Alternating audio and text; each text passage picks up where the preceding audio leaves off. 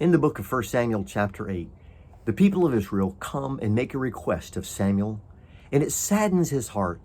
I believe that God knew that one day they would make this request, but it grieved the Lord and it grieved Samuel. Listen to what they asked for as we go to 1 Samuel chapter 8, and we'll pick up in verse number 5. And said to him, Behold, you are old, and your sons do not walk in your ways. Now appoint for us a king to judge us, and here's the key, like all the nations. How sad. They wanted to be like the other nations. They wanted to fit in.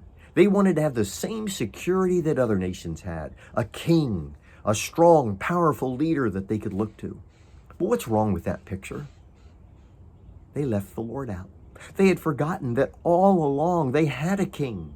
They didn't need an earthly king. They didn't need to be like the other nations. So be very careful in your life. Sometimes we look at the security that the world offers, and some of that God may provide for us.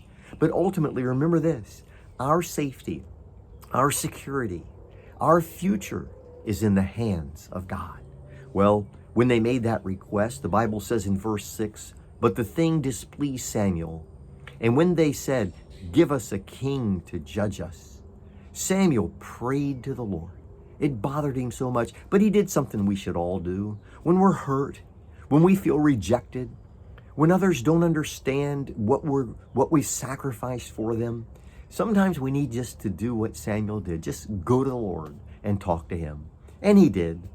And the Bible tells us in verse number 9, and the Lord said to Samuel, obey the voice of the people in all that they say to you, for they have not rejected you, but they have rejected me from being king over them. That was verse 7. So in verse 7, he says, listen, Samuel, they haven't really rejected you. They've rejected me. So this teaches us a valuable lesson that many times in our life, we think that the circumstances that we see around us are personal attacks, but really they're often a rebellion against the Lord. They didn't want God to rule over them. They wanted a king like all others. So I want to just say today, this gives us a very important cautionary lesson.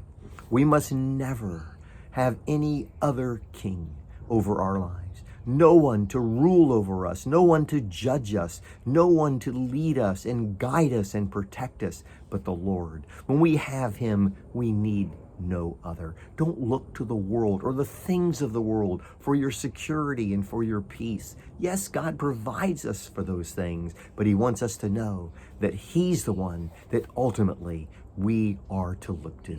Don't reject him. Put him on the throne of your life.